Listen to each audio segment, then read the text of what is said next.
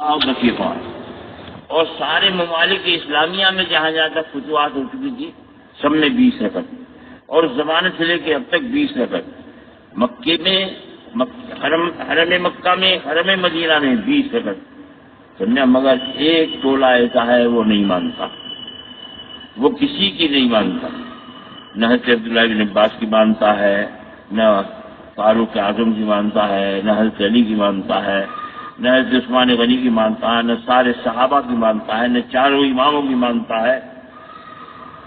اور اس وقت سے لے کر آج تک سارے مسلمان حرمین شریفے میں 20 پڑھ رہے ہیں، کسی کے نہیں مانتا کہ 8 ہے 8، اور مسکینوں کے پاس ایک بھی دلیل 8 کی نہیں ہے،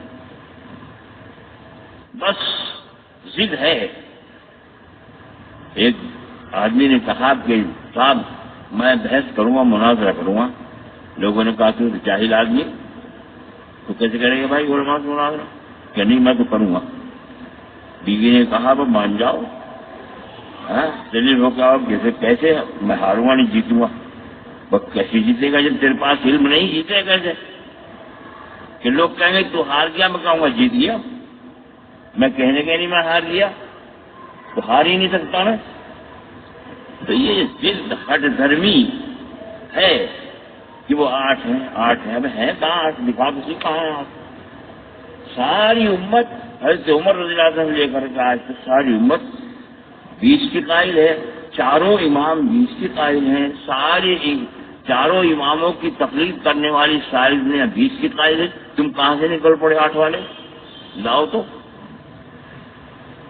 لیکن دھوکہ دیتے ہیں۔ حدیث دکھا دیں کہ دیکھیے حدیث میں یہ ہے کہ حضور صلی اللہ علیہ وسلم نے رات کی نماز 8 سے زیادہ نہیں پڑھی ہے رمضان میں، غیر رمضان میں، بس غیر رمضان میں ہوتی ہے تراویح، غیر رمضان تہجد ہوتا ہے، تو تہجد کے متعلق وہ حدیث ہے۔ یہ کہتے ہیں کہ نہیں تہجد یہی ہے، ابے تم یہ کہہ لو، مانیں گے نہیں۔ تو اس لیے ساری امت کا اجماع 8 پہ ہو چکا، چاروں اماموں کا، ساری امت کا، سارے مشائخ کا، سارے صوفیاء کا، سارے اولیاء اللہ کا، سارے علماء حق کا، ساری دنیا میں، مگر ہی نہیں مانتے۔ تو منوانے کا ایک دن آئے گا، اللہ تعالیٰ اپنے آپ منوا دے گا، مگر اس ماننے سے کوئی فائدہ نہیں۔ بہرحال